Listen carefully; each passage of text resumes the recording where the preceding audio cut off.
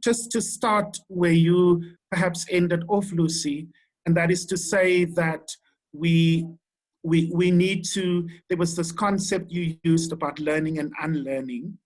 And so we all need to challenge the things we hold very dear within ourselves around gender roles. So the boy child and the girl child. And to a large extent, when a child is born in this world today, if it's a boy, we bring him the blue, and if it's a girl, we bring the pink. And to a large extent, that is how the child, to this day, on this day, is still being socialized. Very clear gender roles. And the clear gender roles that we assign, I think, partly contributes to the problems that we have. Because what it teaches the boy child is that the boy child, by and large, is the provider, is the strong one, is the leader, is all those things that we ascribe to what it means to lead a society, to be in charge, and that's the boy child. You will be a provider. And then at some point along the lines, you're going to meet a girl child whose role it is to help you and sustain you, but you are the head of the home and you will lead her. And the girl child, by and large, becomes your possession almost, that it's your role to lead. And so when the boy child becomes an adolescent, a young adult, a man, it's still deeply ingrained, I think, in the boy child that they're meant to lead, they're meant to take charge, and the woman essentially is there to help them create the world that they want to fashion, and through their eyes and their vision. And so often when we, and I'm starting with this because part of it sits in our language. And so often, last year, I was very worried at some point, and I called it out during orientation, when often, even in our responses to gender-based violence, we would say, some of the men would say, we're gonna look after our women. And I've had to say, no, it's not your woman. That's part of the problem. Now, I know you potentially come from a good space and a space of wanting to make a positive contribution and to say, how do I do it? But it's precisely in that part of the problem sits. Because we say it's our women. Sunnyside is our res.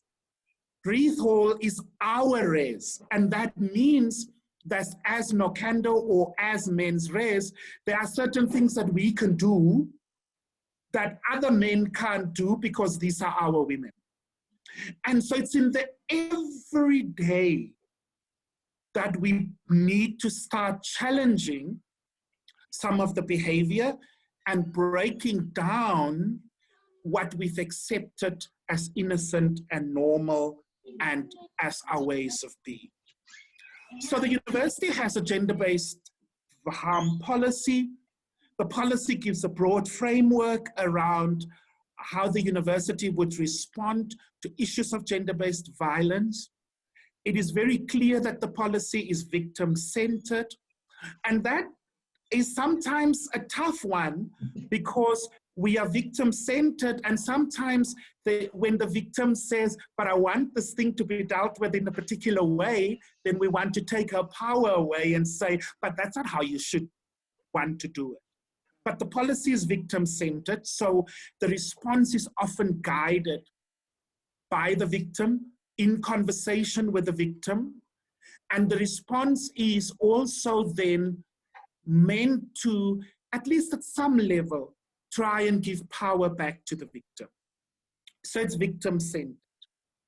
The policy is clear that any gender-based harm-related incident is meant to be reported to the GEO, and the GEO would then be that immediate responder to it. So it sets up the structure, it sets up the office, it gives a sense of what the approach it clarifies some of the roles and responsibilities, and the GEO, in a sense, is kind of the main agency that the institution has to respond to gender-based violence-related incidents, including some of the advocacy work.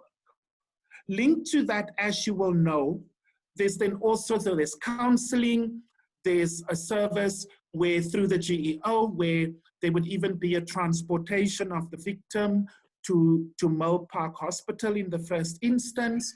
And so there is a whole system arranged around that.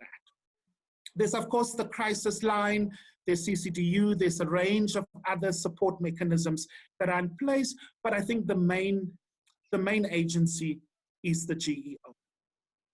Then linked to that, there's a range of advocacy and awareness related issues.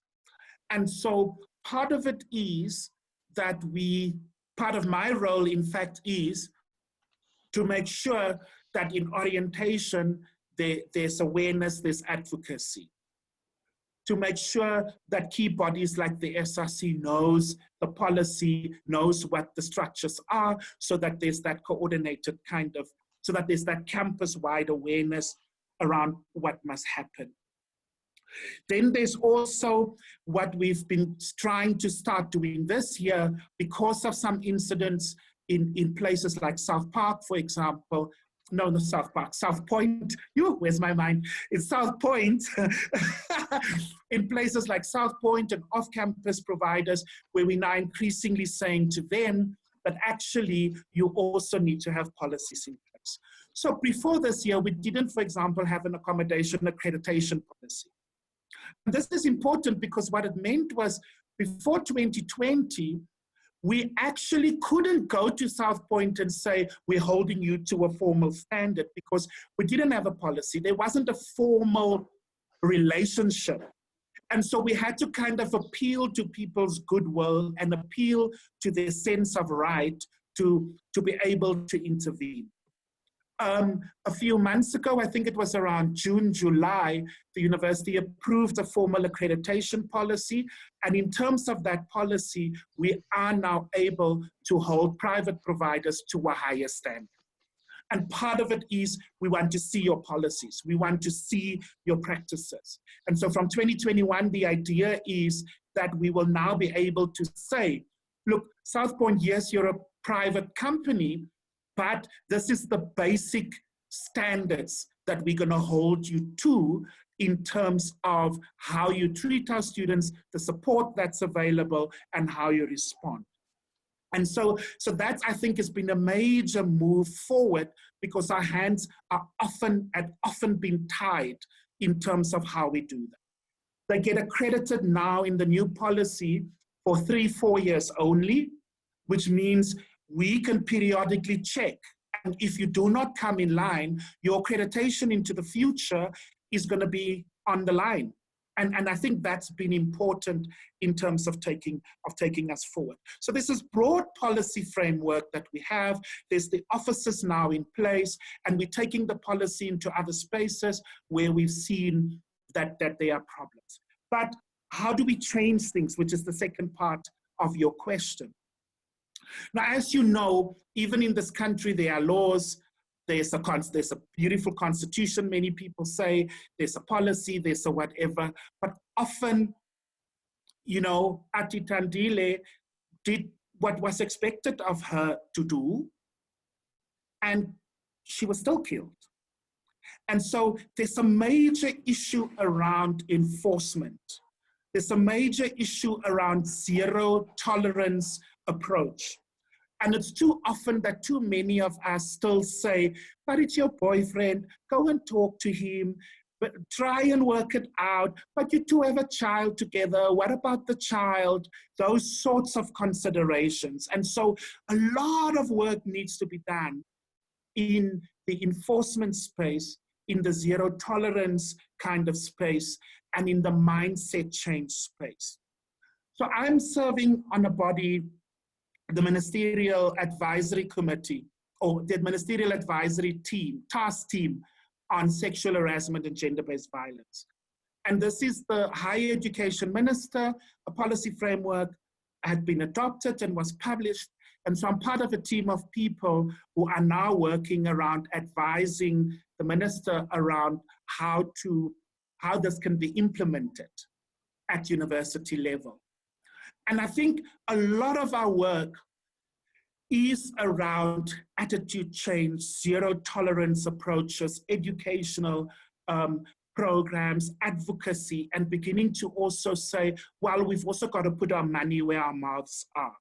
And we hope that by December, and in fact soon, there'll be notices coming out for towards the end of September, beginning October, where that task team will go around the country, now in a virtual space, to consult students and universities and people around our thinking and the realities on the ground, so that when we give advice to the minister, that it's informed by what students are going through and what's happening on campuses. So I'm also have an eye on the time. So it's the policy framework, the agencies are there, but there must be zero tolerance approach. There must be stronger involvement. We must review our current practices, and I've touched on the view on Reith Hall is our race, on Sunnyside is our race, those everyday practices that we need to challenge and so on. So our orientation culture, how do we do orientation? How do we induct first-year students into the university and be clear about what is acceptable behavior and what is not acceptable behavior? Challenging our understandings of even some of the events that both us and student leadership put up to welcome students into our environment. We have to understand this within a national framework, and we have to understand this within the country, that we're an extremely violent society. South Africa is violent. South Africa is violent by its nature, its past, and so we also have to think about how, as Witsis, beyond our university, how do we become change agents in our broader society? And so I think we have to lobby for perhaps one of our graduate attributes. You know, there's this graduate attributes, every Witsi will leave with this set of skills and information and know-hows, and we're going to change the world. And I think one of them must be around social justice, that we will be social justice agents when we leave Wits University, so that when we go into the company or into government or into NGO or wherever we find ourselves, we become change agents for social justice, with GBV as one of our top priorities. And lastly, from me, for now at least, and there's two things in the last. So the first one is we must involve men in the work. We have to. It is critical that men needs to be involved. Men needs to be given opportunity and space to evaluate self, to do self-work, to unlearn and relearn, as you said when we started. And so when we think about a young man arriving at Wits University, we have to begin to think about what journey do we take them on. Day one, you arrive, let me not pick on men's race and Nokando again, but day one, you arrive in EOH. Let me pick on another race. Day one, you arrive in EOH. What are we saying and what are we not saying? What are we reinforcing even in silence? And so we have to think deeply about, and working with our student leaders, the ARC, the house committees, and everyone around what are those desired attributes, values, behaviors that we want to inculcate from day one. And then my last point, which I think is very pertinent in this online space. You know, often when you can't hear someone, you say to them, you need to unmute. You're on mute, we can't hear you. Well, actually, society must unmute itself on this question. Men must unmute with women. We must all unmute and say, not today, not here, not in my name, not while I am standing here. And we need to be loud about that disapproval, because it's in the silence that we perpetuate what's happening. And so we have to be very clear that we must unmute. And so on that note, I'll take a step back and await further engagement. Wow. Thank you so much. Thank you so much, Dean. This was so profound and informative. You know, I wanted to highlight some stuff, but because of time, oh, yeah. We need to unmute. Guys, you've heard us. I won't be asking direct questions. I think, Sis Nombuso, you can just, you know, come in and extend from last week's session. I see that you are here. I'm here. Hello. Yeah, can you try the video if you don't mind? Okay. Perfect. Let me fix my hair. Don't worry, don't worry.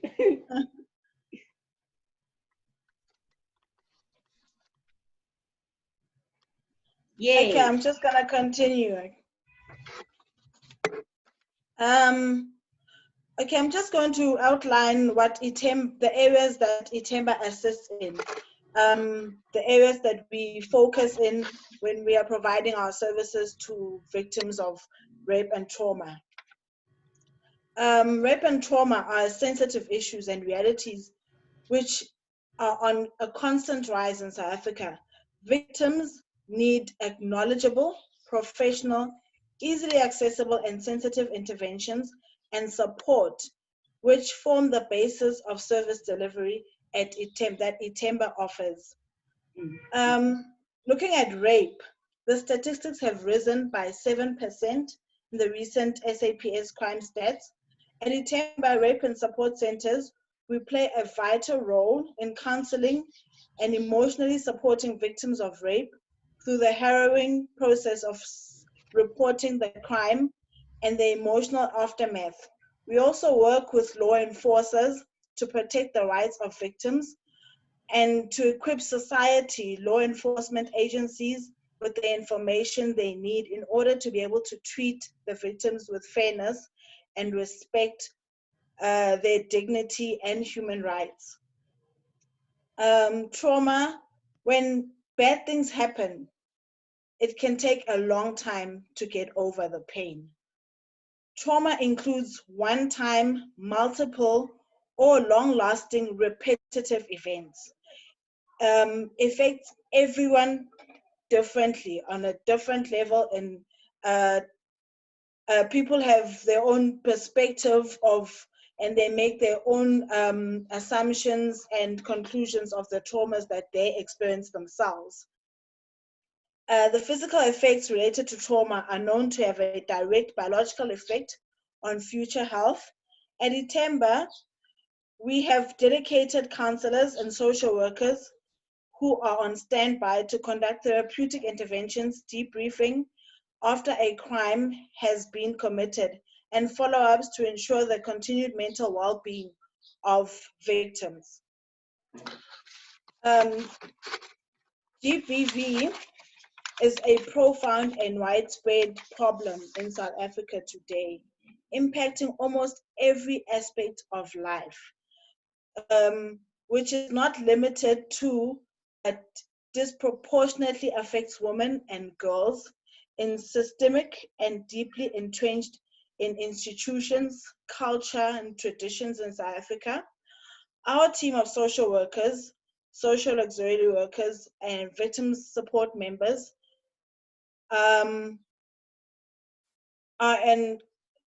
they are equipped as professionals to be compassionate and informed in order to help them walk the road from victim to victor. Because when we work with victims, we are working with them. We find them, when they come to us, they come as a victim and they've been brutally hurt in many ways. So we help them holistically to be able to walk the journey from being a victim to a victor, a survivor, in other words, so that they can leave the whole incident that happened to them, so that they're able to leave it behind.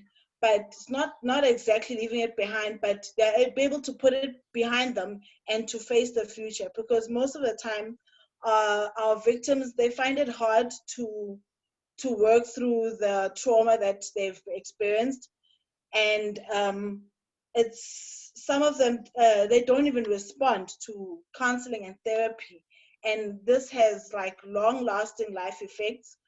And another thing is that, and it's not only them that are traumatized, there's also secondary trauma to the family members, the children, everyone that's around them that has seen, witnessed, or anyone that they are close to. So we are able to help those people, those victims, to be able to overcome those situations. But some, it's just, it takes a very long time. General violence has a well documented history in South Africa. Violence that affects all ages, genders, and demographics. Using therapeutic interventions and counseling, we give the victims the necessary support they need to cope with the trauma. In instances where additional support is required, we refer and transfer clients to relevant organizations. I just want to outline the two types of supports that we have at Itemba. Itemba is, we have the VECs. The VECs are the Victim Empowerment Centers, which are stationed at the police stations. So in every police, when you go to a police station and you report a crime of an abuse, they will refer you to our offices, the Victim Empowerment Centers, where you'll be contained, and then you'll be able to speak to a social worker, and then they can schedule an appointment for you at a suitable time to begin the journey of healing.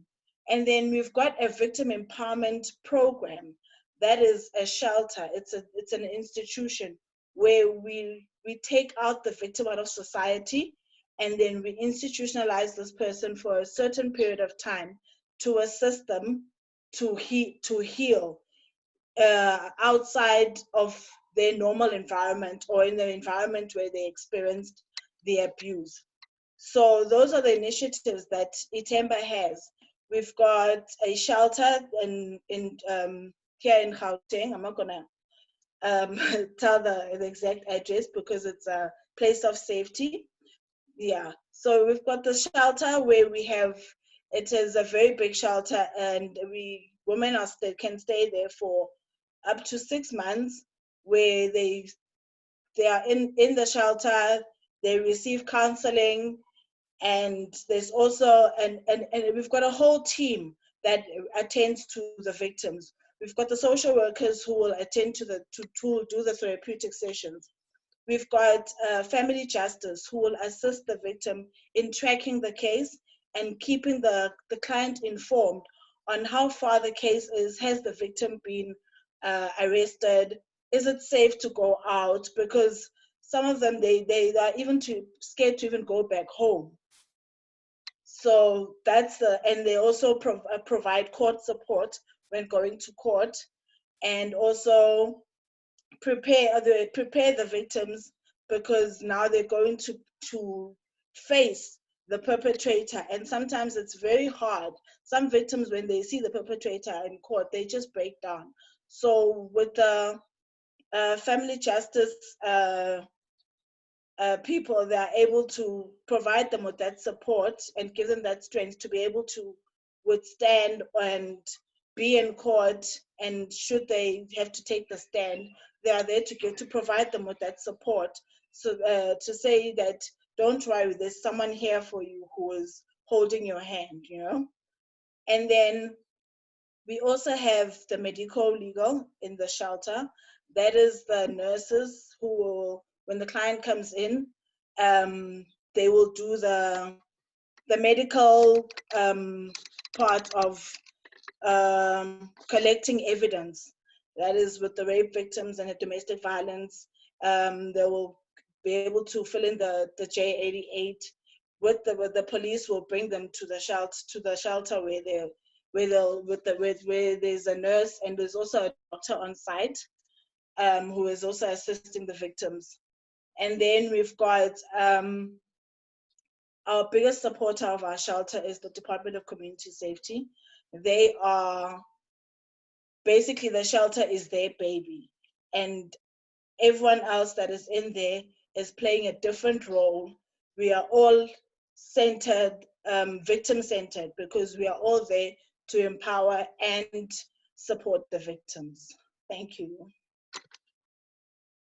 Thank you, Sis Nombuzo. Please share the details on the chat box so that we can have these details.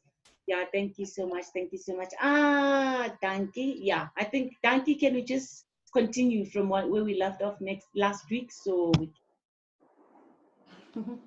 I'll try to continue from where we left off, but I'll also take into account your email and that redirection, because it's quite important. Sure. I think that the dean actually stole stole the words out of my mouth. There's so much that he touched on that I was just going, yes, yes, yes.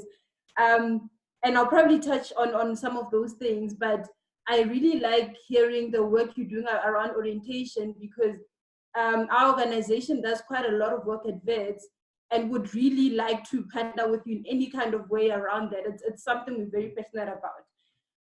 But for those that are maybe now joining us for the first time, just a bit of background. I'm from an organization called Honest Conversation that I co-founded together with my partner, Sima. We were both the students a few years back, and we decided that, let's form this conversation that's based on the power of conversation. And I really like hearing everyone talking about learning and unlearning, because that is our motto. We want to basically create a space for people to unlearn, relearn, and learn. And that's all we want to do. So just, to get back on that and what you actually said in the email, Lucy, about how we can change the current climate of gender-based violence. I think, and I'll go back to the basics of why our organization exists. Conversation. That's it. Conversation from the men, from the women, from the teachers, from the parents. It really is the basis of where it's going to all start. And like I said last week, we need to be open to those uncomfortable conversations. There's a lot of things, and that's one of the things that the dean touched on, that in terms of growth and how we, how women are viewed and how young boys and young girls are groomed to think of what is considered to be a male. This is the characteristics you must have, and if you're a female, this is the characteristics you must display. Those are some of the foundations of what we see happening in regards to gender-based violence, right? And so we need to start from there with those kind of conversations to say, what are we actually teaching our young kids? And I think it needs to be so uncomfortable to a point where even parents reflect on just some of the small actions that they do within their households, because honestly, kids learn from seeing. And the importance of that is, as much as someone can grow in a household that's not physically violent, it can create a physical violent child who doesn't know how to deal with their issues, right? And so those kind of conversations and those kind of actions within the household need to be monitored closely. So yes, first things first, the conversations. Secondly, I think we need to address things as and when they happen. There's a culture of just letting things go off, whether for a reason of not wanting to seem like a mad black woman, or even just not wanting to seem sensitive, because that is one of the things that will be thrown in a woman's face when she speaks up about something that bothers her. She's considered to be sensitive. We need to address things as and when they happen and not let them build up. Because one thing, like I said last week, there's two groups of men that we have that we're dealing with. We have men that, like I said, that are just cruel, but we also have men that are uneducated. Every opportunity we can to fix that other half of the men that are just misinformed and that are not educated, we need to take that opportunity. And you take that when something happens and you see a learning or a teaching opportunity, and you take it by both hands and do what you can. Secondly, we need to encourage women to speak up and report, right? And we should not allow ourselves to be dismissed as women. When we speak up and report, what happens is it also creates awareness, right? It creates awareness for the women that are actually being abused that don't know. But it also, what it does is that then men actually realize that women are speaking up, and they go and reflect on their behavior. And also, I think most men don't want to be embarrassed, right? So they're comfortable with doing, and that's why you'll never really know as a female that your guy friend is abusive, because they hide that kind of behavior. But when they see women that they actually abusing speaking up, it will also trigger something to those men that are also abusive secretly, right? Because they don't know at what point their partner will be fed up and actually speak up, and as a result, they will be embarrassed, right? And then the last point in relation to that is also what the Dean spoke about. We need to start hitting either the organizations or the people where it hurts the most. And Lucy, you joked in the beginning about, closing the country. And I made a comment to say we need to close the economy, right? Because that's when people actually understand, when their pockets are being, affected. And I really like what the Dean is doing with every organization that the university is partnering with. Find out what their beliefs are, find out what policies they have in place to protect women, right? So once we're able to say, whoever is surrounding my space, or, even just you as a person, the kind of friends that you have, when you start dismissing people because of a comment, and it doesn't matter whether they were saying it in passing or they were joking, but when we start actually being very harsh in terms of how we respond to every single trigger that is gender-based violence related, we will start seeing change, right? And that goes for the guys that are friends with men that make, silly comments, or men that will go into a club and buy a woman a drink, and all of a sudden that implies something else. We need to call out that behavior as and when it happens. And then to touch on to your second point, Lucy, where we talk about the support, right, that we need to have in place.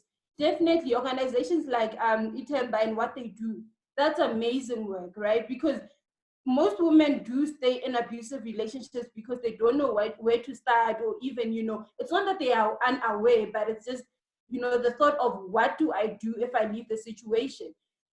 So organizations like Itemba really, really are helpful when we create those kind of, safe spaces where women can actually come there and actually be helped, right? So I think even when we have these organizations and when we become part of them, it's important that we remain competent individuals and do not discourage people to come forward and ask for help.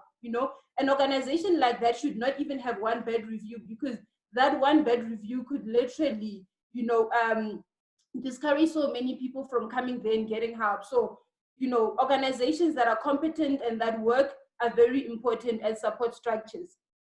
We need to provide therapy, right? And that's one of the discussions, and I think something that we all need to look into. Therapy is expensive. It's very expensive. So I don't know what kind of conversation needs to go into that, but we need to make therapy more accessible to more people. And I don't know if CCDU, yes, Matumi is here, CCDU. I think CCDU as an organization that's on campus, get feedback from people that have attended your sessions. Find out if, it's really helping. If at some point, I know there's a number of sessions that people, that they can be provided with, and that's because of resources.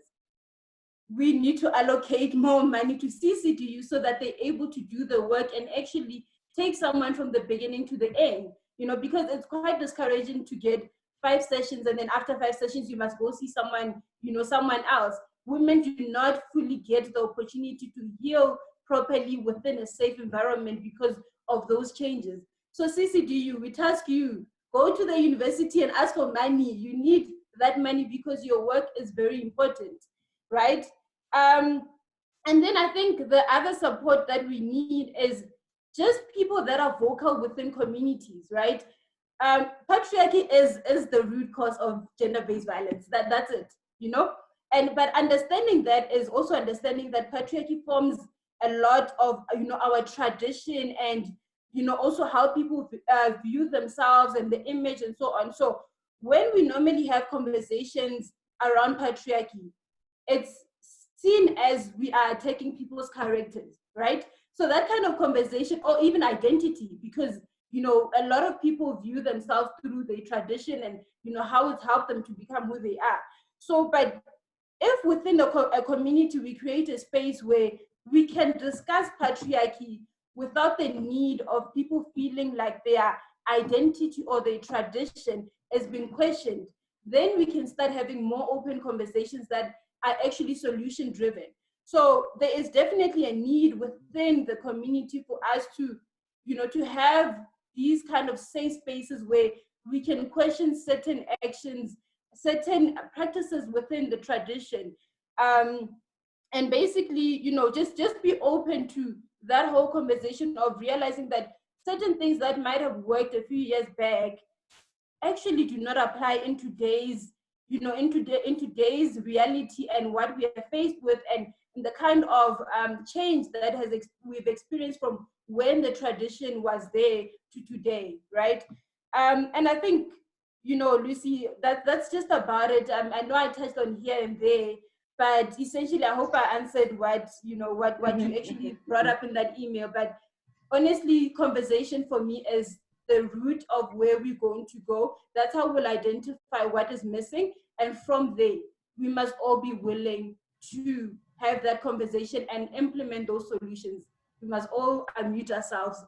Yes, thank you. Thank you so much. Thank you so much, Danki. Please share your contact detail, guys, the organization contact details and your social media platforms. I know a lot of people that were asking about you guys. Where can they get you? Facebook, Twitter, everywhere. Please put it on the chat box. I can see there are questions directed to Sis Nombuso, but we'll come back to the questions when we open for the first round. But if the person you want to ask, you can raise your hand and we'll allow you on the audio to ask the question if you prefer that engagement or you prefer us to read these questions. And we'll open shortly after 2 speakers for the round of questions. And for this session, we might take a bit extra time. So please, if it's okay with the audience, yes, if it's okay with you guys, we just need to elaborate more. This is our last session for now. So over to you, Matume, and then we'll come back. And you can just come in after Matume so that we open for questions quickly. Thank you. Did I unmute myself? Okay. Thank you, everyone. I guess I'll start by thanking and honoring, I guess, all women that have been for centuries taking the leadership role in this conversation, where in a society that has developed intense mechanisms to make sure or to actually continue blaming the victims in our society. And I guess I'm choosing the word leadership very specifically because I don't think these issues are issues of we tend to say you must be gender sensitive or sex sensitive. I don't think it's an issue of sensitivity. It's an issue of leadership. It's an issue that we need more people actually taking these roles and actually confronting some of these very hectic systems that have been put into place for a very, very long time. So it's an issue of humanity that we need everyone as much as possible to participate in these conversations. And with that said, I think we have a lot of work, that one we know, and we need to change, let me start here. Societies, families make up communities. Communities build society, and society build a nation. So no nation can develop without participation of each and every one of its healthy members within that community. So this is not an issue of women. We tend to dismiss it in many multiple ways, where even the language that we use, I'm glad that they didn't highlight it. The language that we use when we talk about this issue, men, when they hear gender-based violence, it's a woman issue, this one. Okay, then we can dismiss it and not get involved with it at all, which is also at the same time perpetuating these dynamics. in our families, we know of our brothers, our cousins, our parents or sisters that have been raped.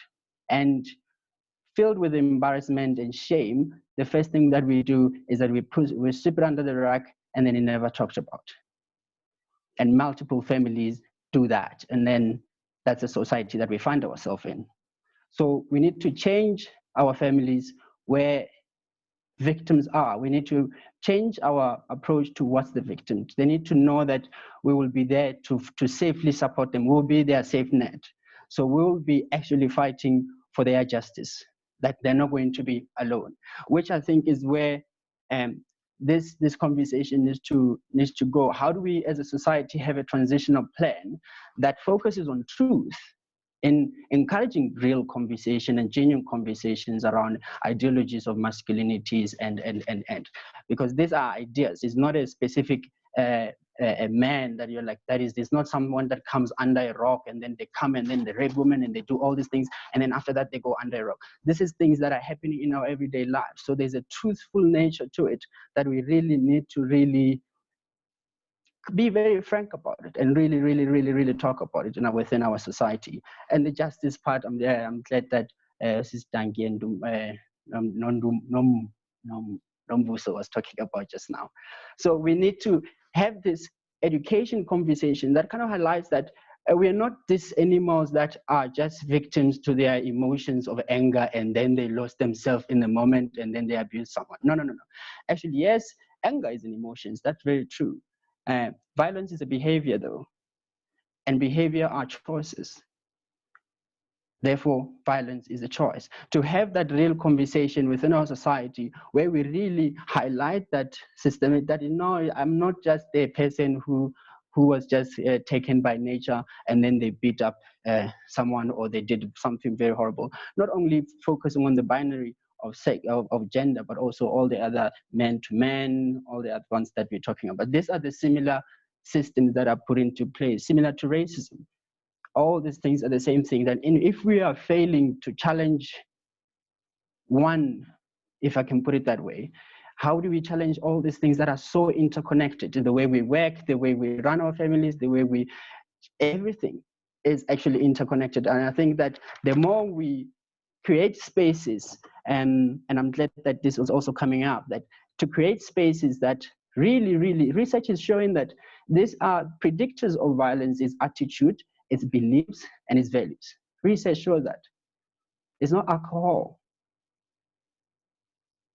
So how then do we really focus on real issues within our society? What are the values that we have within our society that perpetuate GBV? What are the attitudes that we perpetuate? Why are people even being awarded for these attitudes that are actually very bad?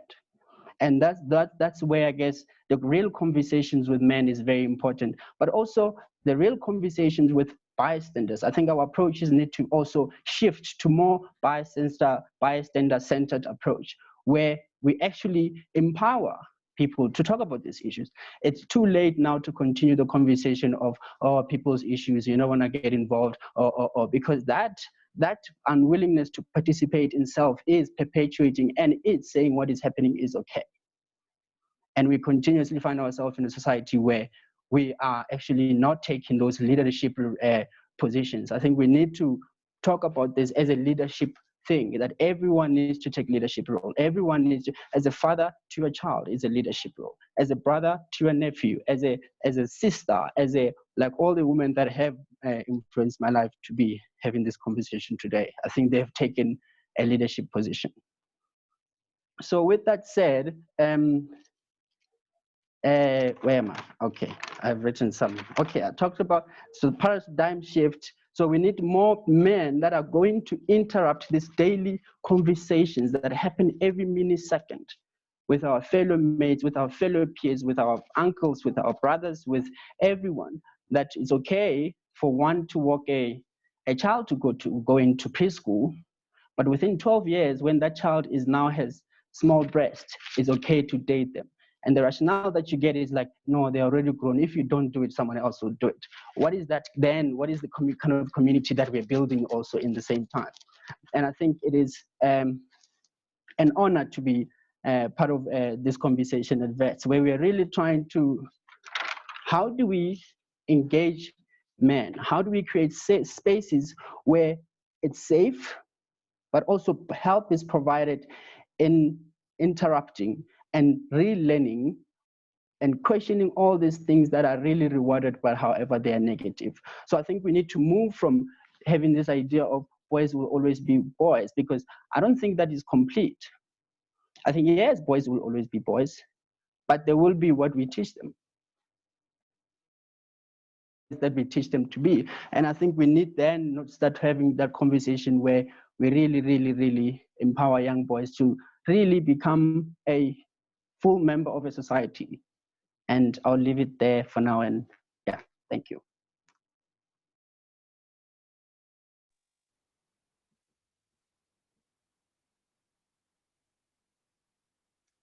Hi, everyone. Lucy, I don't know if you wanted to speak before I do, or if I can just continue. All right. Hi, everyone. So I'm from Black Women Caucus, and I will just say what we do and who we are for those people who were not in the session last week.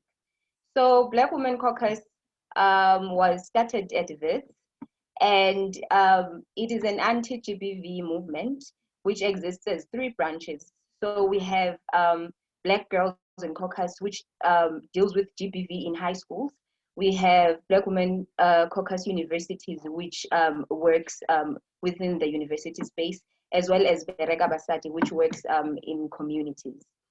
So what we do is we aimed at fighting all forms of gender-based violence, and those include things like financial inequality in the workspace, opportunities for girls and women in society in terms of careers and empowerment and positions of power. But we mainly focused right now on fighting the war against women and girls in this country. And we do this through educational programs. We do this through protests. We form protests. We join protests of the same cause.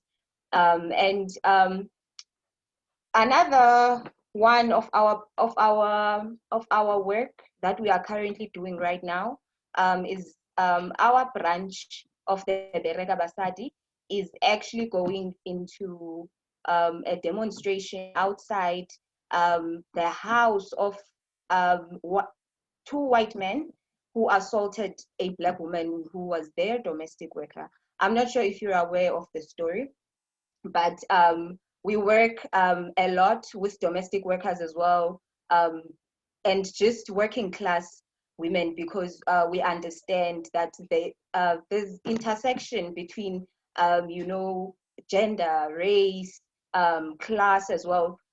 You wouldn't have a CEO feeling the need to beat up a worker who is an accountant in their workspace, but you find that those cases happen in spaces such as those that domestic workers are involved in. So there's also the intersection of race with gender-based violence, specifically to Black women, because we are disproportionately affected by this tide.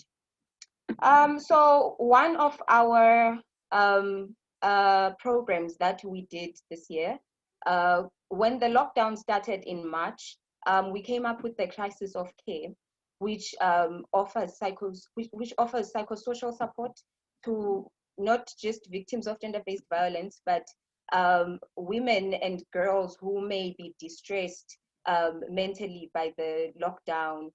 And we managed to get psychologists, counselors, social workers who were willing to give their time and their work into carrying out this project. And some of them even had to use their own money for clients that didn't have data or airtime. But we have managed so far, up until now, to have the crisis of care run and do the work that we needed to do. So I wanted to touch base on a question that I wasn't able to answer the last time, which was how do we change the rampant culture of GBV within society? And I had written down, the things that I usually said, that, stand with victims, support victims, speak to your friends, to your family about it,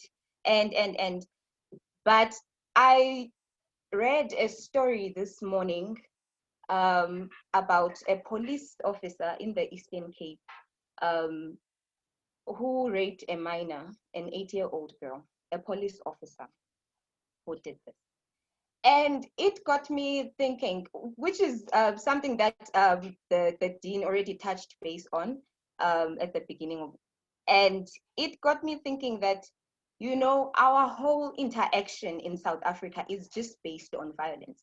We have moved from one form that was, dominating over others to other forms that were already there, but were not like the highlight of the time. For example, apartheid.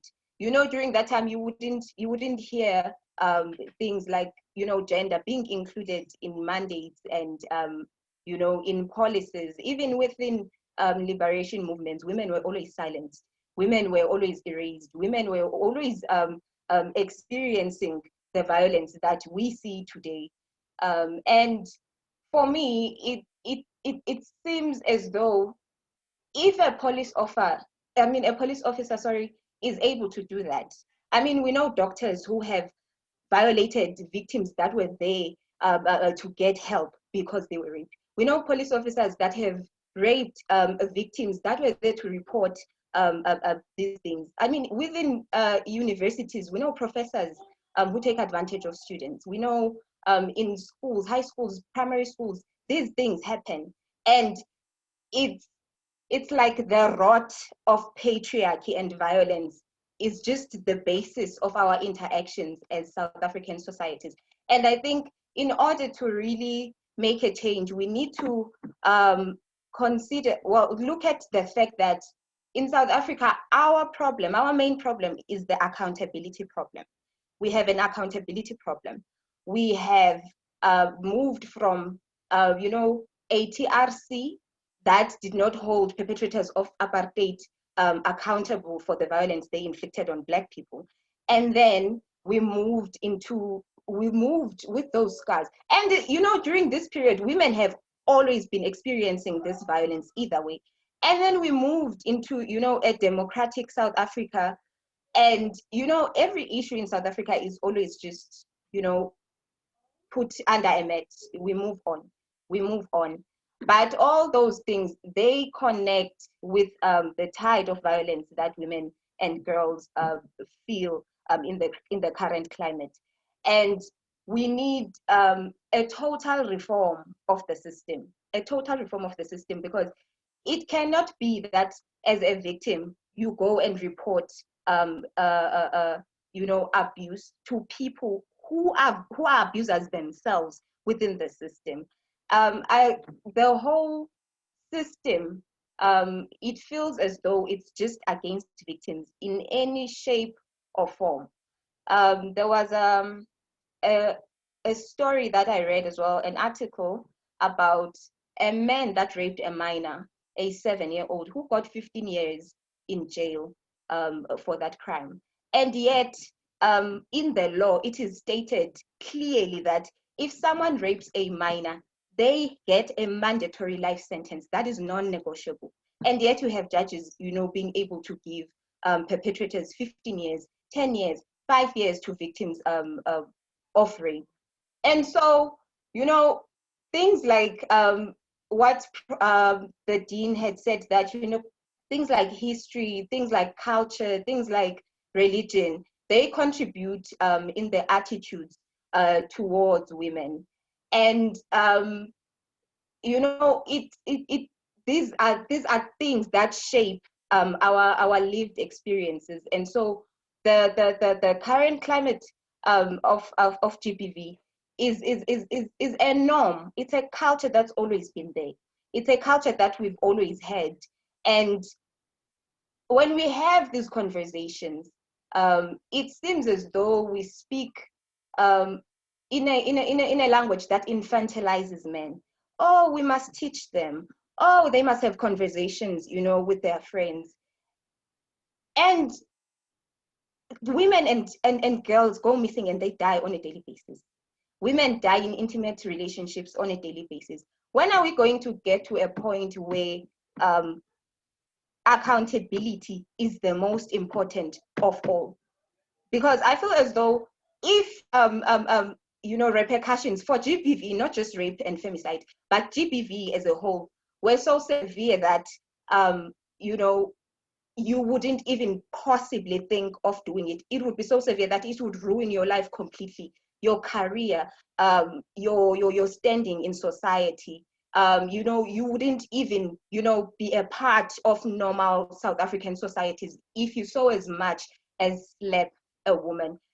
I think that would actually change the climate of GBV in the country, because as much as we can try, the cultural reset of psychologically teaching people, you know, not to not to catcall women, not to you know, to be violent towards women in any form, it's going to take time, because the attitudes of people on the ground, they are harder to change than, you know, institutional structures. But institutional structures can do the work that ensures that repercussions for these types of crimes are so severe that society, you know, automatically changes. Men know that, you know, justice will be served for the victim, so they shouldn't even think of attacking. I think I will stop there right now, because I'm saying a lot of things at the same time, so I'm starting to confuse myself. You actually said a lot of profound things at the same time. Thank you so much. And Matume, thank you so much, guys. You know, I was just thinking about the beliefs and attitudes, you know, Danki, and you just mentioned religion right now. You know, some of the beliefs, you're not allowed to divorce, it's shameful, you can't go back home, it's a disgrace. So they want you to die there instead of going back home. And Sis Nombuso, before I come back to you, now we are opening for a round of questions.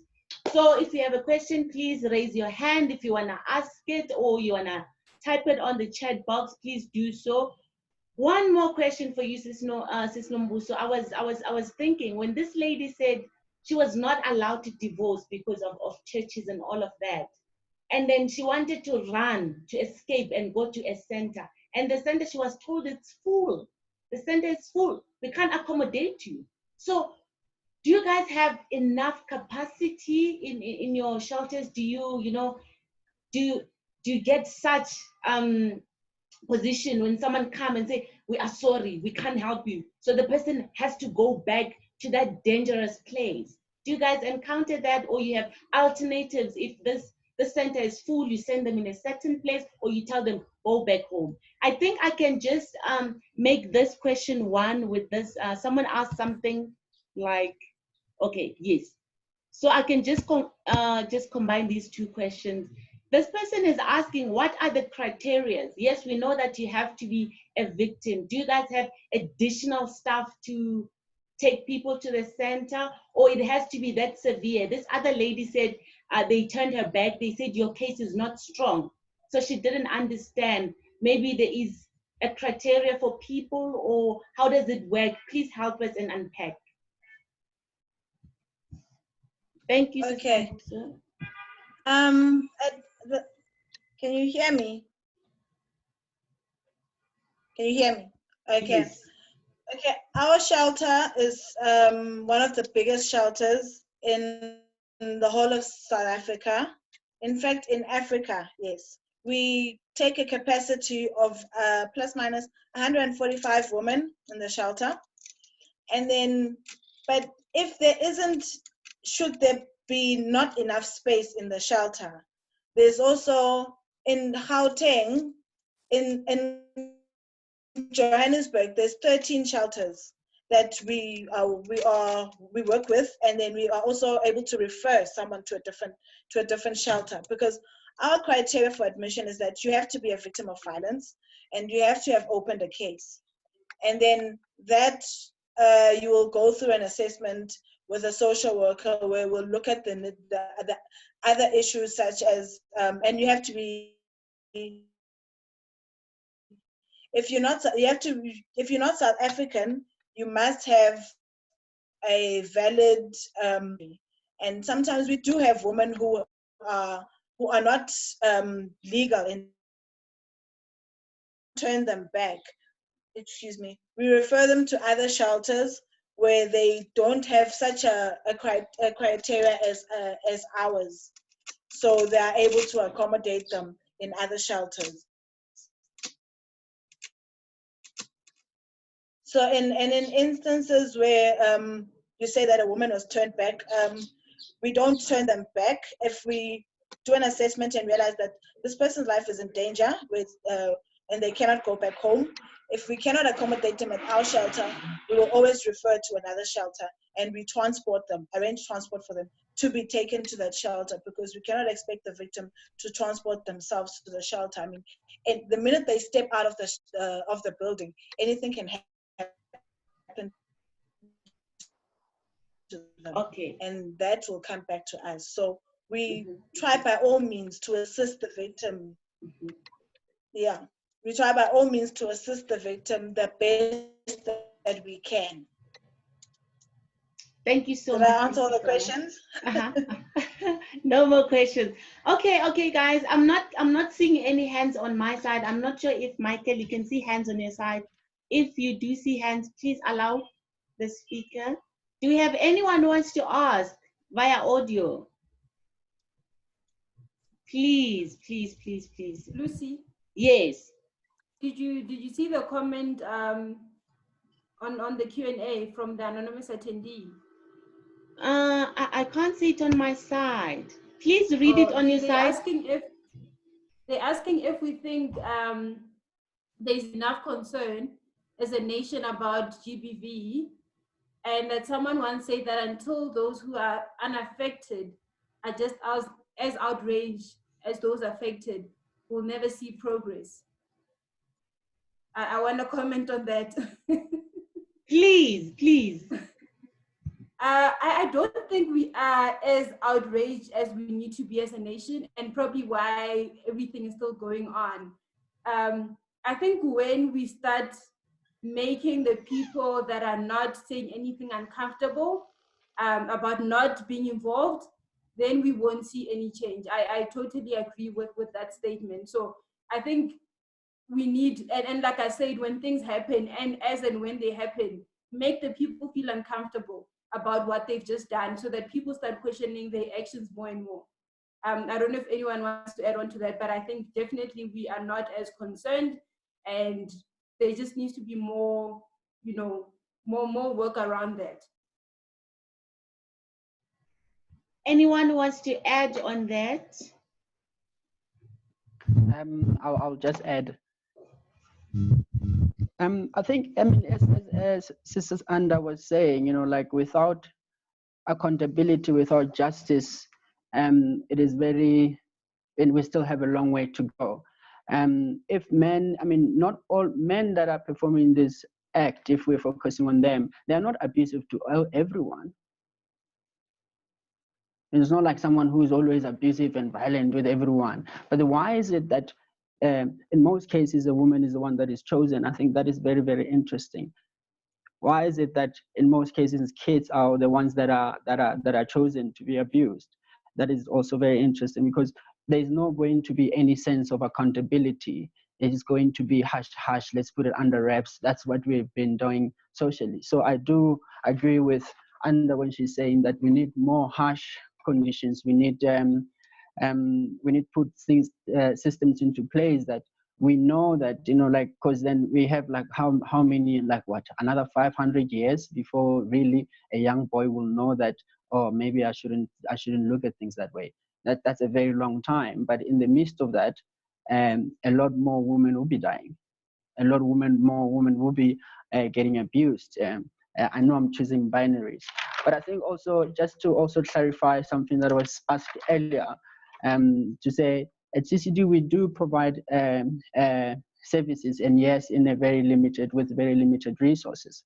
However, when the situation is that someone is going through experiences similar to this one, we don't terminate therapy and say, okay, we're done with your fall. We don't do that. We actually continue with that space. Yes. So we run groups also. We run different programs in terms of the student volunteering program for those that want to volunteer also and join conversations similar to this one. So yes, I'll leave it there for now. Thank you. Okay, thank you so much. I see Kaya. Please, Kaya, go ahead, ask your question. Yeah. Hello, can you hear me? Yes, we can. Sorry, I'll be brief with the question. I just wanted to ask, sort of like in terms of what Mr. September and Dungulu touched on in terms of the culture and just how we changed sort of the attitudes and behaviors and so forth. I was listening just across during the lockdown period, just in different forums, just participating and listening to the different approaches or perspectives that people have in terms of the main cause of this behavior. And what I found is that doing my own research, really, because this is really something that's been troubling me, is that South Africa, in terms of the amount of pornography it consumes, it's actually the most highest in our continent, and it rates high globally. And there have been, I think, 3 or 4 different studies that have shown a direct link, probably from the United States, in terms of metadata analysis, linking cases of perpetrators of rape and the type of actions that led to that, in terms of what actually fueled their behavior. So I wanted to ask, in terms of how don't we think that maybe in South Africa we actually have a problem that's much larger than either the male or female aspect, in terms of what we are actually watching and consuming that's fueling these behaviors? From a male perspective, probably the pornography is very much aggressive against women.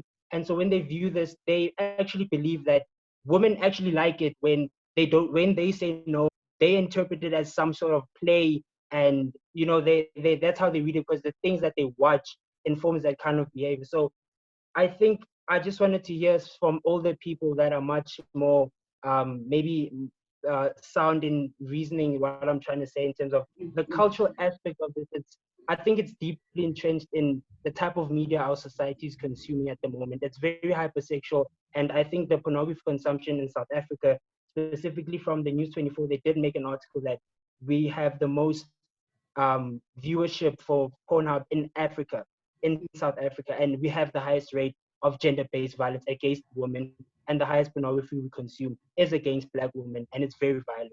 So I just wanted to hear maybe from that, if what other thoughts maybe, and how we can change that going forward. Thank you so much, Kaya. You've raised such an interesting point of discussion. To our speakers, please, anyone who wants to answer first, Dean? I was just thinking, I'm not an expert in the research area and so on, but I think what you're touching on is pointing to something that is much bigger than the individual. So if you think about patriarchy and the way patriarchy works, it is a system that goes through all spheres of our lives, and that kind of have different outlets through which it finds expression. So patriarchy is the thing that says this is what a boy child is like and this is what a girl child is like. It is patriarchy that says in the church, because I see there's a question in the box about the church as well, and it's patriarchy that says this is the role of the woman in the church and this is the role of the man in the church. It is patriarchy that says sex roles are meant to be this. The woman must be submissive, or whatever the case might be. And as a girl child, you're meant to play hard to get. And if as a girl child, you say, actually, I want to have sex with you, that you are loose, you are this devilish woman, or whatever the language is that is being used. And so this is all forms part of a much bigger system, and the individual is the actor within that system. It's not to say that individuals don't have agency, but it's to say that there's a much bigger thing beyond the individual at play that the media also feeds into. So what you watch on TV, the way a woman is presented in sport, the way, for example, was it last year or 2 years ago, when Serena Williams said to the judge in, I think it was the US Open, "You will not treat me like this," or that ruling you made was actually out of line, right? The way people responded to that, to say, oh, she's this BITCH, she's a prima donna, she's all of this stuff, whereas that was John McEnroe all his tennis career. He was a prima donna extraordinaire, but he's just a bad boy. And we must just understand that he's just a bad boy. So all of this is connected. And so you have to understand that that's how patriarchy plays, and that the pornography is one of the ways through which patriarchy finds expression. And so when the boy sees that, it's not just in that one incident in terms of that sex role that he thinks this is how it should be, but in his mind, the psychologist will know this better than me, but in his mind, he connects it to all the other things that is being taught, and that becomes kind of obvious. So on campus level, if I were to bring it back to campus, on campus level, I think, someone asked about the role of the church. I think we should pull our Christian and religious societies into the room, and we should say to them, hey, what role are you playing? And how are you going to help us on this campus? And the SRC should say, if you're not part of the solution, then we will not approve you as a society on this campus. And that's the end of the story, right? And so I think we should pull the Christian societies, the Muslim society, the Jews, everyone, into the room and say, how do you as the religious sector become part of the solution?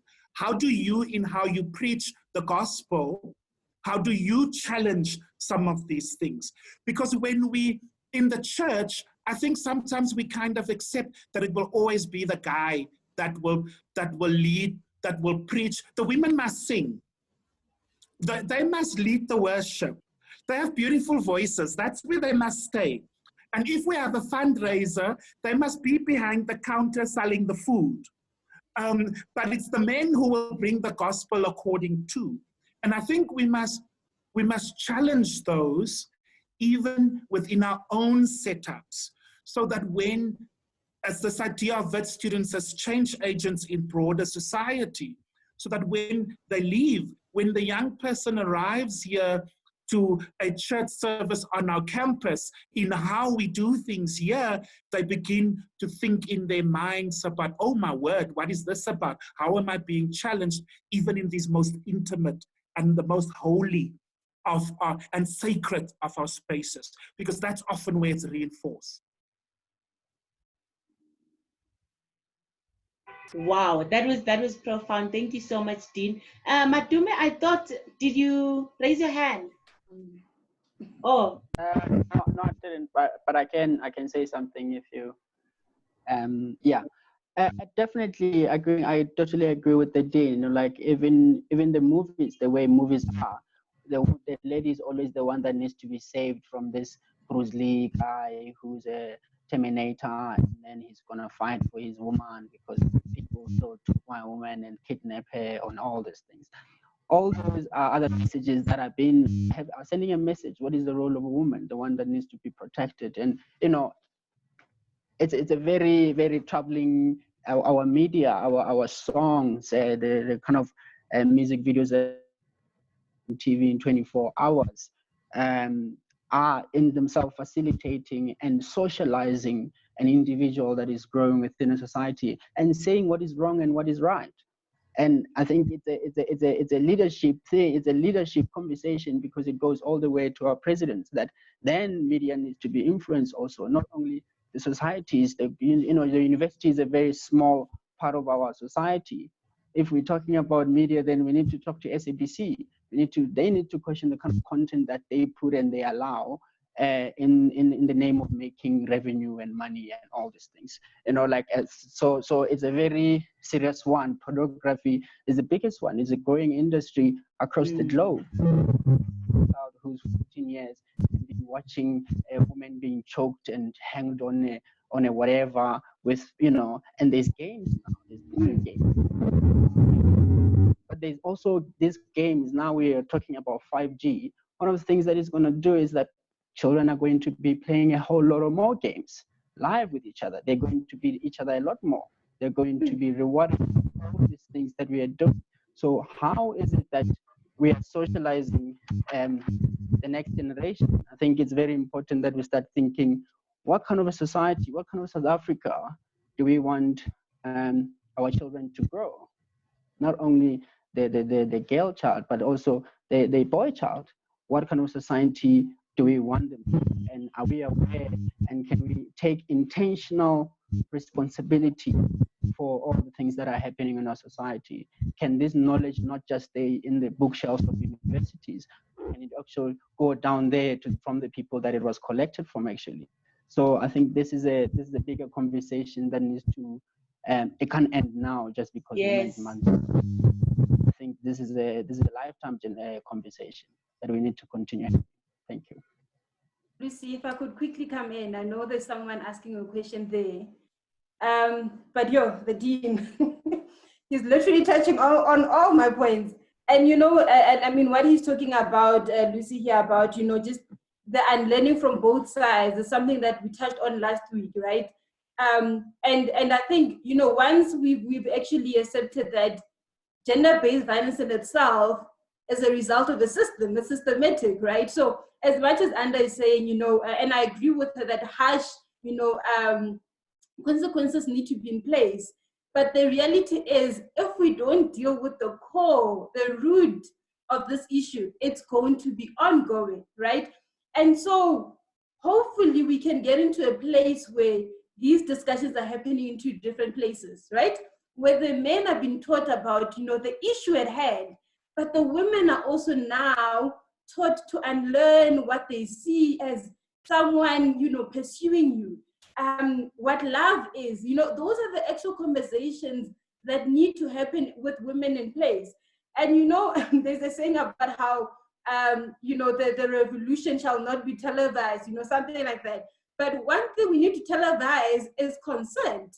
And that's something, it goes into that pornography issue, and it's bigger than that.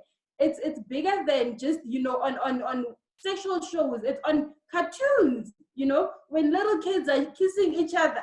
There should be a consent thing there, already from that young age where this should be on TV. It's not taught. It's not taught on TV. It's not taught in schools. It's not taught even when we get into varsity, which is why I like what the dean is doing at orientation. Because, we skipped all the stages. Okay, it's happened, but I think somewhere it needs to catch up with people where these things are taught. And that's just what I wanted to say in terms of, that whole pornography issue is bigger than that. It's bigger than, just looking at it from there, and even just not making everything sexual, because it's more than just the sexual nature of it. That gender-based violence is beyond the sexual nature. It's just how we talk to women, how women perceive themselves, what TV says love should be like. All of that, perpetuates gender-based violence. So yeah, that's just what I wanted to add on to that question. Lucy, can I just make one more point, please? Yes. I see Nombuso wants to come in, but if I can just no make problem. We have the time. One quick point. I mean, based, just to follow up, how we also counter narrative, right? So I think it's also important that we counter dominant narratives. So those of you who know, I started this year what we call the Dean of Students' Leadership Conversations. Now, so some of you may not have picked up on something that I'm deliberately doing. I have about 8 speakers and in the lineup, and of the 8 speakers, because only 2 are men, right? Because out there who are leaders, that there are women out there who are making big moves in their different spaces. And we're trying to say to students, in the mainstream, men are the ones who are being held up as being the leaders in our society, as making, and it's their leadership style that's kind of the barometer of leadership. But actually, it doesn't have to be like that. So we have 2 of the 8 so far are men. In fact, next of the 4 so far, that will be a man. But the others are deliberately finding women because they are there. So we have to also be intentional about what we do. We spoke about, not this week, the previous week, we spoke about agriculture and farming. It was when we found a Black woman who is farming, who is a leader in agribusiness, that we can say to other women, there is a space for you here, and that we can challenge men that actually women belong here, women are here, they are doing things here. So it's also about, on the one hand, the problem, but on the other hand, it's also about us becoming intentional when we think about who's on the panel, who's not on the panel, who's the MC, who's not the MC, who's the main speaker, so that you counter the dominant narratives and begin to show other ways of being. That was just the point I wanted to add in there quickly. Sorry, Nombuso. It's okay. I also just want to add on to what Jerome and Danke said, is that in the violence in our societies, if we look at where it comes from, where it originates from, like in current societies, when we look at it,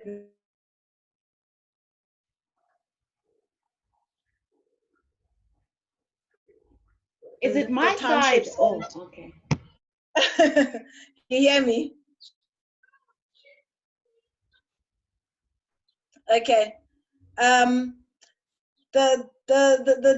societies that little children are brought up in, some of them, they are brought up in environments of neglect, and they have to learn for themselves.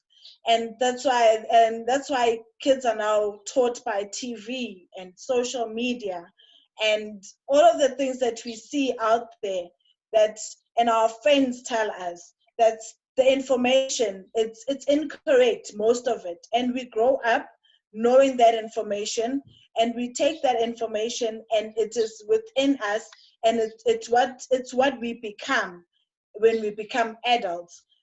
Which is why the violence will continue, because people see violence as a solution to many problems. You know, you go to a taxi rank, you make a mistake there, and the taxi drivers, they will kill you in front of everyone, you know. So even young men, they grow up knowing that the only solution to problems is just being violent, to dominate all the time, which is why us women are always the receivers of violence, and we are always vulnerable because we are physically weak. We are, and you cannot stand up to a man and fist fight him. And so he knows that if you are having a conversation and you will dominate him in words, but he knows that there's another way that he can dominate you, and that is through being physical.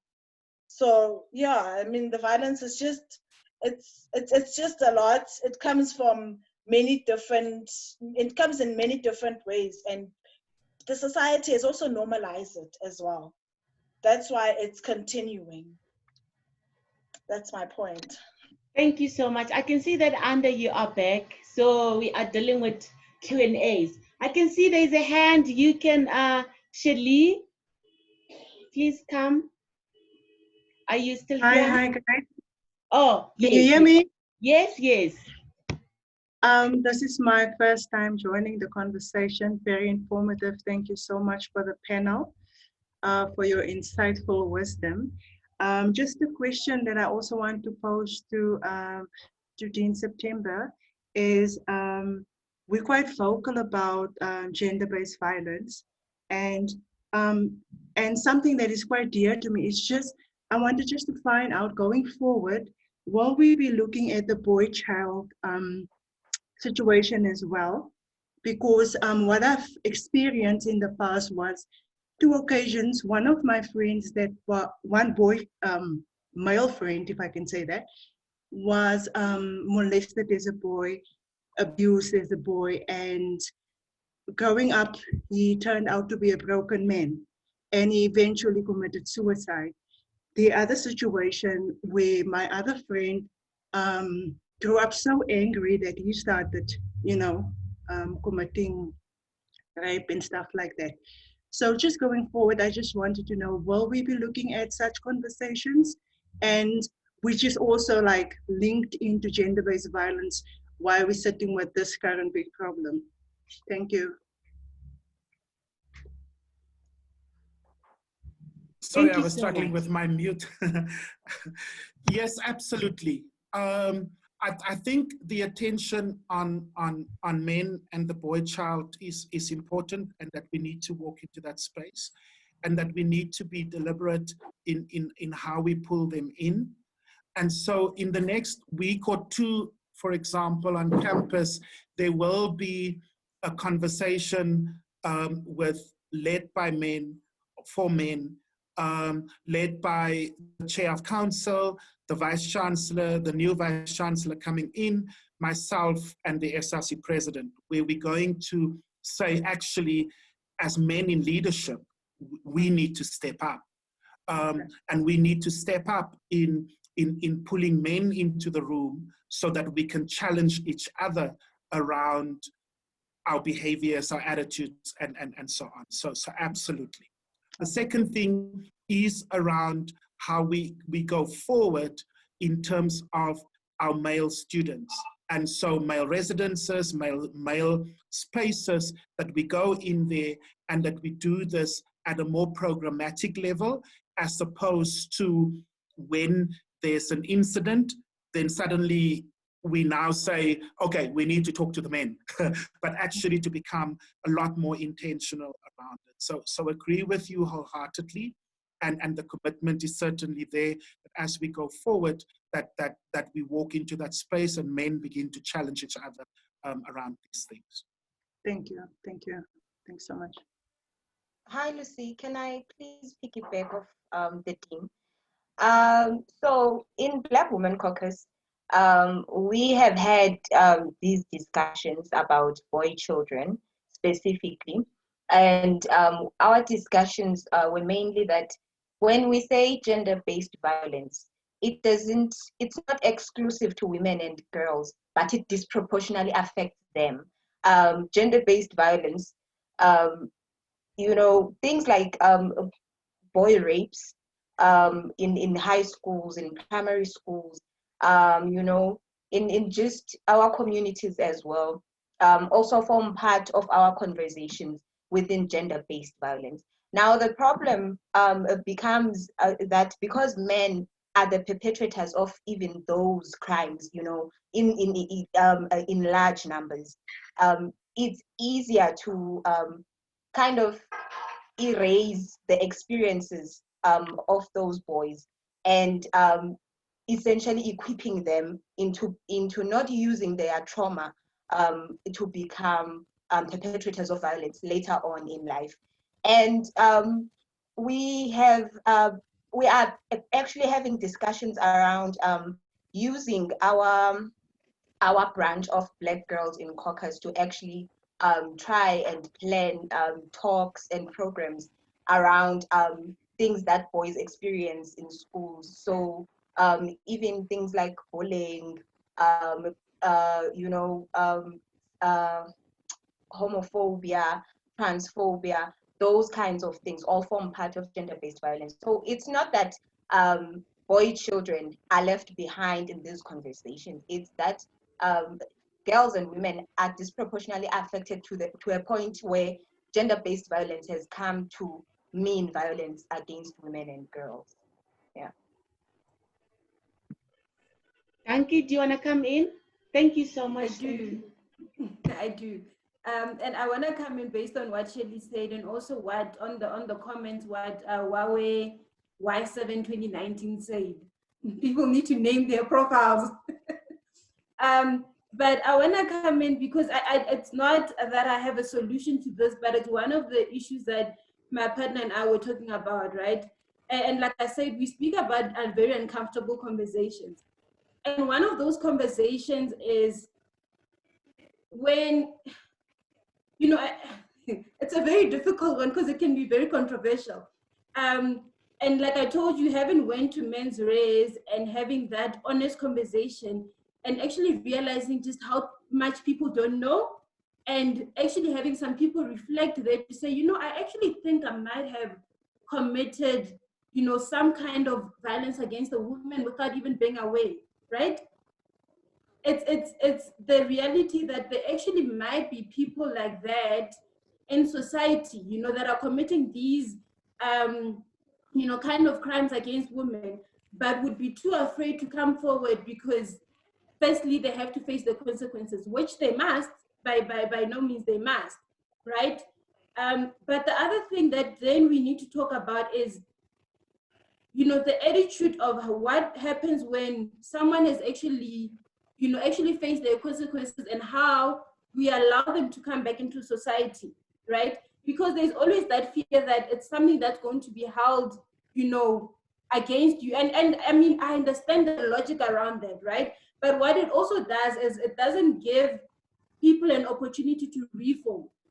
And we need that, especially people that actually come forward to say, I actually have a problem. No one reported me or anything, but I actually have a problem and I want to deal with it. I'm just wondering, you know, I'm not proposing a solution or how to go about it, but, you know, one of those conversations we need to have is around how we deal with cases like that, because it's quite important that we allow men that are doing the self-reflection to self-correct, you know. So just, you know, how we go about creating that safe space for people to do that. And I think that touches on Shelley's point also, to just say what kind of, you know, organizations or support or some kind of therapy, you know, that we can provide, and still making sure that people are accountable, but also allowing people to just to reform. You know, it's important. Yeah, I don't know what the discussion is around that. I just want to hear the thoughts of some of the panelists and how they view, you know, something like that. Thank you so much. If anyone wants to ask anything, please raise your hand before we close.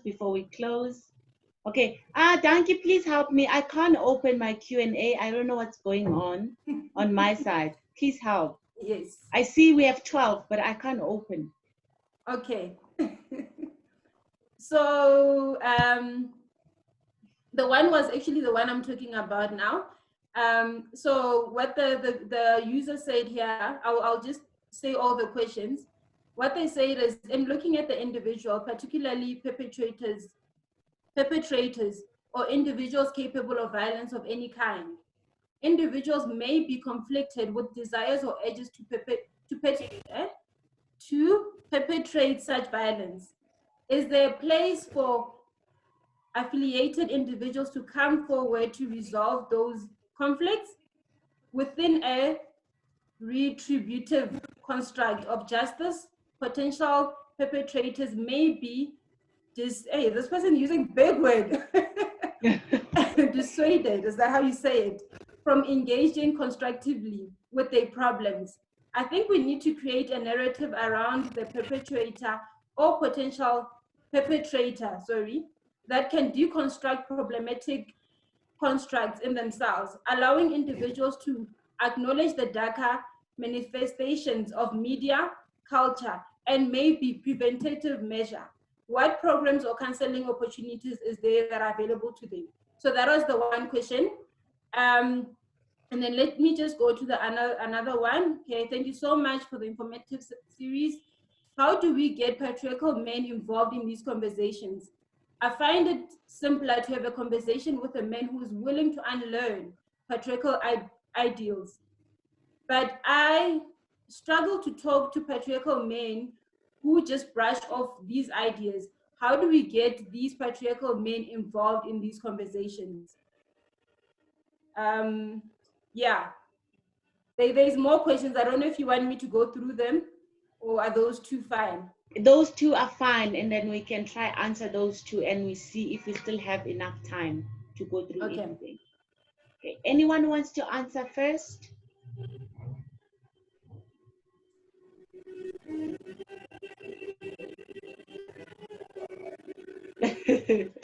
Yeah, you can take your time and think. I think someone is still raising their hand. Whose hand is that? I don't know what's going on my side. I'm just seeing hands. I'm seeing a hand. Okay. While the speakers are still digesting, just digesting. I think it's Shelly still. Oh, No. she's. Oh, okay. You forgot to lower the hand. Okay, it's fine. No worries. No worries. Madume, I see you unmuting yourself.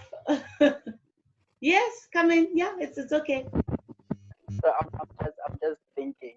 I think it's a very difficult one. Like to I mean, for first, I'll talk about myself as a young man, to really appreciate that I have this tendency to I've learned so much about myself and the way I look at myself and my position in the society.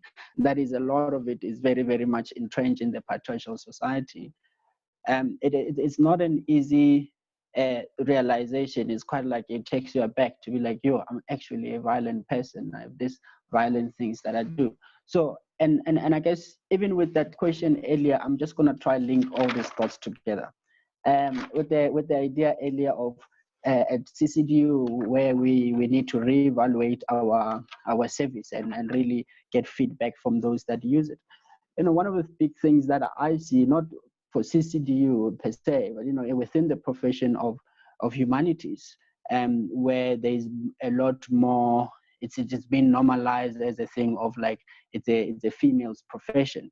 I think that in itself also contribute to when the willingness to engage with these matters, because for young men, in my experience, it's very difficult to even come forward and talk about issues of porn, to say, I'm a bit worried, I've been experiencing this and I've been watching a bit more of porn, or this is what I'm thinking about myself and what are some of the things that I learned from a society. So I think we need a whole systematic change where a lot more of men are also encouraged to be in these professions, since we design in such a society that a man will only talk to a man. So to go and talk to a woman will be very difficult. And those, yes, are not good, but there are things that we need to, we can't ignore. Is the reality of our society. So if we can create more spaces where also men feel that they can come into spaces of help to try to access the help that they need with specific issues that they are convinced that are men related. Which is, yes, that is a problem in itself that we need to work on as a society. But I think more males within the profession will also help in professions of social work, psychology, all these humanity professions. I think that will also help in pushing some of this conversation forward, that people are feeling more empowered to access the services that are available for them. It's not seen as like it kind of perpetuate unintentionally, I think, the idea that this is a woman's issue. I was just thinking about that. Thank you so much. Anyone? Okay. I think, okay, I'll answer the question of how do we get patriarchal men, how do we invite them into these conversations. I think that it's very hard. It's really hard to even try engage in these conversations with men in my own family. It's very hard because you have culture and religion and just social norms being used as an excuse for those things, and people really just refuse to see your point of view. And for me, I honestly think from my experience that men are very aware of patriarchy and the hierarchy it has built in society. And they want to exercise that power over women. And they don't want to let go of that power. When we speak about feminism and reform and changing GBV attitudes, that interrupts their power, that interrupts their position in society. And so I think in terms of changing their attitudes, it should be in terms of the programs that we have on TV, the laws that we have around GBV, the media itself must reflect a picture that that lets go of toxic masculinities and patriarchy and sexism. It must always be that even when, you know, a man, you know, says something patriarchal, the backlash from society, the backlash from just individuals close to them must be so much that it forces them to reflect. We can't force men to stop being patriarchal because it's a power structure, but we can disempower them by dismantling the patriarchy itself. Yeah. Wow. Thank you so much. Thank you so much. I'm not sure if Danky, we have more questions there. I see we have 30 now, but I still can't open. I don't know what's going on. I think we have a new question. Yeah, that's from Tabo. He or she is asking, a lot of men do inflict violence against women without realizing, and they believe that they are just being themselves and are just authentic. It's often very hard to make them realize how problematic their actions are or statements are. How do we then begin to educate men who do not even see their actions or view it as problems? Wow, that's a good one. That's a good one. Anyone wants but to? I mean, yeah, I think it's something we've touched on in terms of just having more conversations, and I think it's what the dean is also talking about in terms of going out there into those male-dominated spaces and actually having conversations before the problem, because in that way you're actually informing people, right? So I think when people start to reflect, and Anda's very correct that men actually just need to reflect on their own, and sometimes the only way we can do that is to just provide information and let them do with what they want with that information. So I think that the conversations and more awareness around these issues is definitely a way for men to start realizing that actually, no, man, something here is not right. You know, what I was taught or what I think I know about this and this is actually not right. And if I could just add to that, and I think a component to it is also challenging men in leadership, men in power, to unmute themselves. Too many of us in power keep quiet. Too many of us in power do not take the lead in terms of walking into those spaces and saying, this is what's happening in our society, so let's have a conversation. And I think men in power have to be challenged to take a more active role. And where men are claiming to be advocates and advocates and contributors to the struggle, that those men should take an active role in society to begin to show another way. And part of that is for men in power to also become comfortable with themselves being seen potentially as being weak or as being vulnerable, because many men in power actually perpetuate this idea of the stereotypical man in leadership. And so it's also when men in power begin to show vulnerability and begin to show a different way of being and begin to challenge that I think part of the battle can potentially be won.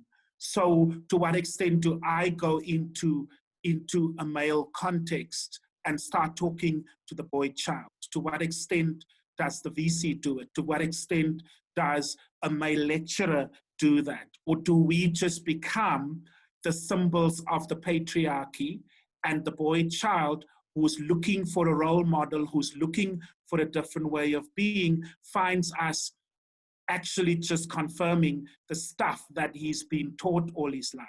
So it's also about men, again, back to men playing a more active role in showing the other way of being and in promoting that other way of being, and in finding spaces where we can proactively do Okay. Thank you so much, Dean. I'm thinking now, in this conversation, we have beliefs, we have religion, we have GBV. I'm thinking for our next webinar, we need to bring these people so we can talk about this, because this is the root, this is the cause. So for the next webinar, definitely we'll be touching on that. For now, thank you so much, everyone. To our speakers, do you have any remarks, anything you want to say before we close? Maybe from my side, just to say that I commit myself, I commit student affairs, I commit the university to doing the work. And so I think it is important that please do invite us again, and where we are needed, let us know so that we can begin to do the work. We talk, we've been talking, and I think I would like to see us also committing to the action. And, Yes. and from my side, I certainly commit the university, and I commit student affairs in particular, which is my direct oversight department, to doing the work. So yeah, we are here, we are ready to walk the journey. Thank you so much. Thank you so much, Dean. Anyone? Oh, Anda, I see you are. Yes. I would just like to say that as women and the LGBTQI plus community, we have done the work for generations.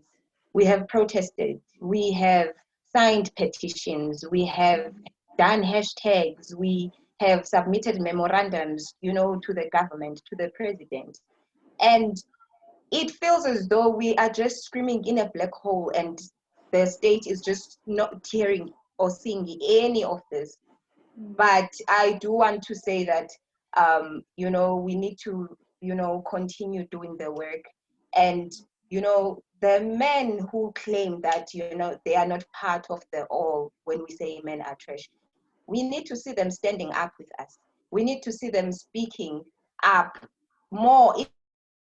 It doesn't matter if it's your best friend, you need to do the work, as we will not get anywhere in this fight against violence against women and children. Yeah. Thank you so much. Thank you so much. Oh, yeah, what a great session. So informative and profound. Oh, yeah, I need to breathe. I need to breathe. And this is not the last conversation we're having. Go out there, have these conversations. I saw someone who was asking, how can we invite you? Please share your email address. If they invite you in different spaces, please go and have this conversation. And as the SRC will be having this conversation on social media, Twitter, Facebook, we are going on. Even on the webinar, we'll be bringing the religion people, and we're bringing everyone on, but we need to talk. Let's have this conversation. Let's break the boundaries. Let's change perception. Let's learn and unlearn things. So thank you so much to our audience. I see that you are still here. Thank you so much. We really appreciate the engagement. To everyone who asked questions, and you know, oh, it's overwhelming. The support is overwhelming. Thank you so much to our panelists. Thank you so much, everyone. Yeah, I think we can close now. Michael, thank you so much for hosting and making sure that we are connected. You are bringing people. Thank you so much, Vinoba, for assisting us and planning this. Thank you so much, everyone. Until we come back with our upcoming GBV webinar. Thank you so much, all. I think, yeah, that's it from us. Thank you. Thank you. you. Bye-bye.